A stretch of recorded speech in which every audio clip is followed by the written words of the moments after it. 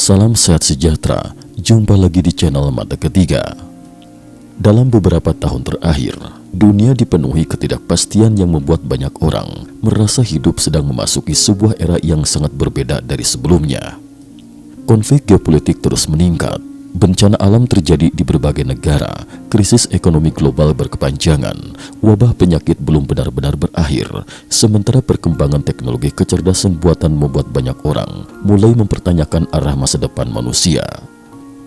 Di tengah situasi seperti itu, muncul fenomena menarik yang memicu perhatian luas di internet dan komunitas spiritual internasional. Berbagai medium spiritual, paranormal, praktisi meditasi, hingga orang-orang yang mengaku pernah mengalami pengalaman mendekati kematian atau near-death experience mulai menyampaikan pesan yang terdengar sangat mirip satu sama lain, yang membuat banyak orang merinding. Sebagian besar dari mereka mengaku menerima peringatan yang sama meskipun berasal dari negara, budaya, bahkan latar belakang keyakinan yang berbeda.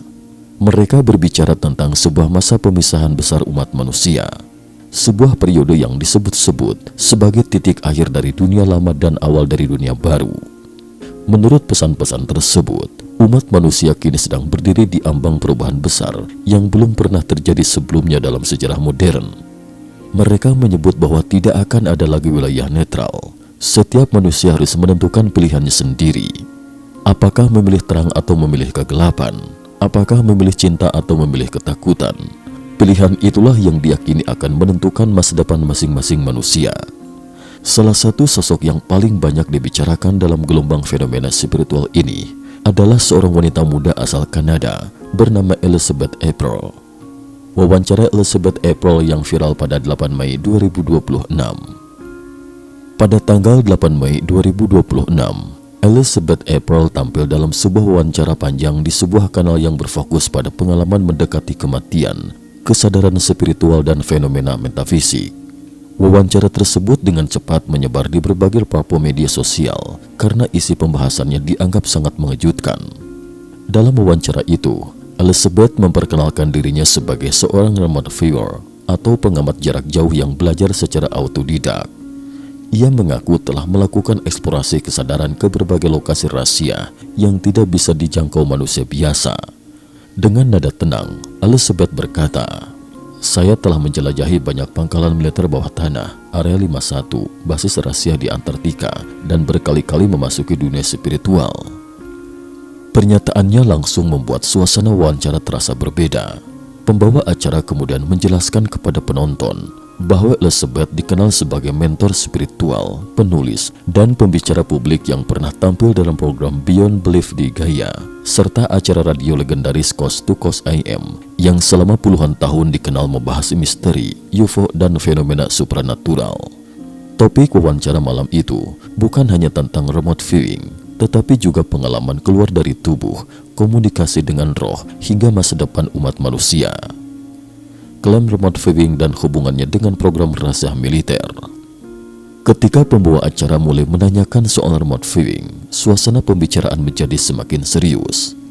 Host bertanya secara langsung, "Banyak orang skeptis terhadap kemampuan seperti ini. Menurut Anda, apakah ada cara untuk membuktikan bahwa remote viewing benar-benar nyata?" Elizabeth menjawab bahwa dirinya pernah mengikuti pelatihan di Forsyth Institute, sebuah lembaga penelitian remote viewing yang berdiri di Amerika Serikat sejak tahun 1990. Ia menjelaskan bahwa teknik yang digunakan di sana dikembangkan dari metode yang disebut Scientific Remote Viewing atau SRV. Menurut Elizabeth, metode itu berasal dari penelitian militer Amerika di CIA pada masa lalu. Selama beberapa dekade, memang beredar berbagai laporan bahwa Badan Intelijen Amerika pernah melakukan eksperimen tentang kemampuan psikis manusia, termasuk pengamatan jarak jauh terhadap target tertentu. Program-program seperti Stargate Project sering menjadi bahan perdebatan publik karena dianggap sebagai salah satu proyek intelijen paling misterius pada era Perang Dingin. Elizabeth menjelaskan bahwa dalam remote viewing ilmiah, seorang peserta diberikan koordinat angka acak tanpa mengetahui target sebenarnya. Target itu bisa berupa tempat, objek, bangunan, bahkan peristiwa tertentu. Yang membuat banyak orang terkejut, Elizabeth mengatakan target tersebut bahkan bisa melintasi ruang dan waktu. target itu bisa berada di bumi, di luar bumi, bahkan di titik waktu yang berbeda. Itu benar-benar gila, katanya. Ia lalu mengaku memiliki sertifikasi remote viewing tingkat 2. Untuk mendapatkan sertifikasi tersebut, dirinya harus menjalani ujian double blind selama 4 hingga 6 jam. Dalam ujian itu, ia menghadapi 20 target blind test yang berbeda. Dengan penuh keyakinan, Elizabeth berkata, "Saya berhasil tepat sasaran pada seluruh target tersebut. Saya belum pernah meleset dalam blind test remote viewing ilmiah." Pernyataan ini tentu saja memicu dua reaksi yang sangat berbeda. Sebagian orang merasa kagum dan percaya bahwa kesadaran manusia memang memiliki kemampuan yang belum dipahami sains modern. Namun pihak skeptis menilai klaim tersebut belum memiliki bukti ilmiah yang cukup kuat untuk diterima secara objektif. Pengalaman keluar dari tubuh sejak masa kecil. Pembahasan kemudian beralih ke pengalaman keluar dari tubuh atau out of body experience. Elizabeth mengatakan bahwa sejak kecil dirinya sudah mengalami hal-hal yang tidak biasa. Ia menceritakan bagaimana ketika masih anak-anak, dirinya sering merasa keluar dari tubuhnya sendiri saat malam hari. "Saya melayang turun dari tangga rumah, keluar menembus pintu depan, lalu mengambang di atas rumah-rumah di lingkungan tempat tinggal saya." Menurutnya, pengalaman itu terasa sangat alami. Bukan seperti mimpi, bukan seperti halusinasi, tetapi seperti benar-benar sadar. Ketika ditanya apakah pengalaman itu menakutkan, Elizabeth menjawab bahwa pada awalnya dirinya memang ketakutan, namun lama-kelamaan pengalaman tersebut justru terasa normal baginya. Rasanya sealami bernapas. Ia menjelaskan bahwa dalam remote viewing, seseorang harus memasuki kondisi kesadaran tertentu yang disebut balance state atau keadaan seimbang. Kondisi itu digambarkan sebagai keadaan ketika kesadaran tetap aktif sepenuhnya, tetapi tubuh dan pikiran menjadi sangat tenang. Menurut Elizabeth, keadaan itu mirip meditasi sangat dalam. Kesadaran Anda tetap hidup sepenuhnya, tetapi tubuh diam dan otak juga diam. Ia juga menyoroti kondisi tersebut sebagai frekuensi titik nol. Mengaku bisa melihat roh sejak kecil. Salah satu bagian paling menyeramkan dalam wawancara itu adalah ketika Elizabeth mulai berbicara tentang roh. Ia mengatakan bahwa sejak kecil dirinya sudah dapat melihat makhluk spiritual. Namun kemampuan itu justru membuat masa kecilnya penuh ketakutan. Ketika Anda bisa melihat roh, mereka juga bisa melihat Anda. Elizabeth mengaku sering merasa ketakutan saat kecil karena melihat sosok-sosok yang tidak dapat dilihat orang lain. Ketika memasuki usia dewasa muda, ia mulai belajar memahami pengalaman tersebut. Ia mempelajari komunikasi spiritual dan mencoba membantu roh-roh yang menurutnya terjebak. Elizabeth mengatakan bahwa dirinya belajar membuka gerbang cahaya putih untuk membantu roh-roh itu menuju sisi lain. Namun lama-kelamaan, rasa penasaran mulai menguasainya. Ia ingin tahu apa sebenarnya yang ada di balik gerbang cahaya itu. Akhirnya, ia memutuskan mencoba melintasi gerbang tersebut sendiri. "Saya masih ingat pertama kali pergi ke sana. Saya sangat takut tidak bisa kembali." Menurut Elizabeth, dirinya khawatir akan mengalami hal yang sama seperti orang-orang dalam pengalaman mendekati kematian yang tidak pernah kembali lagi ke tubuh mereka. Ia berkata, "Saya berpikir kalau saya melewati ambang batas itu, apakah saya akan mati?" Namun menurut pengakuannya, ia berhasil kembali. Sejak saat itu, Elizabeth mengklaim telah berkali-kali memasuki dunia spiritual dan berbicara dengan banyak roh. Ia bahkan mengatakan bahwa dirinya bisa mempelajari fenomena near-death experience secara objektif karena mampu melewati batas tersebut secara sadar. Perang besar antara terang dan gelap. Puncak wawancara terjadi ketika pembawa acara menanyakan satu pertanyaan besar. "Menurut Anda, kemana arah masa depan umat manusia?" Elizabeth terdiam sejenak sebelum akhirnya menjawab dengan nada serius. "Kita bukan hanya sedang berada dalam perang besar antara terang dan gelap. Perang itu sebenarnya sudah mendekati akhir." Ia mengatakan bahwa dunia saat ini terlihat kacau karena kegelapan sedang melakukan perlawanan terakhirnya. Menurutnya, berbagai ketakutan yang terjadi di dunia sekarang bukanlah kebetulan. Ia percaya bahwa manusia sedang diarahkan untuk hidup dalam kecemasan agar mudah dikendalikan. Kejahatan sedang memakai segala cara untuk merebut kembali kendali. Elizabeth kemudian mengatakan bahwa umat manusia kini berada di persimpangan sejarah. Pada akhirnya, setiap orang disebut harus menentukan pilihan. Apakah memilih cinta atau memilih ketakutan? Menurutnya, pilihan itulah yang akan menentukan apakah seseorang akan memasuki bumi baru atau tetap tinggal di bumi lama. Konsep bumi baru dan bumi lama. Setelah wawancara itu viral, banyak komunitas spiritual mulai membahas kembali konsep bumi baru dan bumi lama.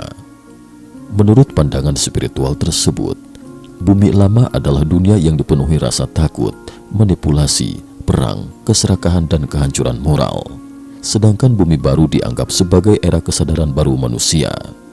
Sebuah dunia yang disebut dipenuhi cinta, kedamaian, dan kehidupan spiritual yang lebih tinggi. Dalam berbagai diskusi spiritual internasional, konsep ini sering dikaitkan dengan ramalan kuno dari berbagai peradaban, mulai dari ramalan Maya, ramalan Nostradamus, hingga berbagai tafsir akhir zaman dalam agama-agama besar dunia. Sebagian kelompok percaya bahwa umat manusia saat ini sedang memasuki fase seleksi besar, sebuah masa ketika manusia akan dipisahkan berdasarkan pilihan spiritual mereka sendiri.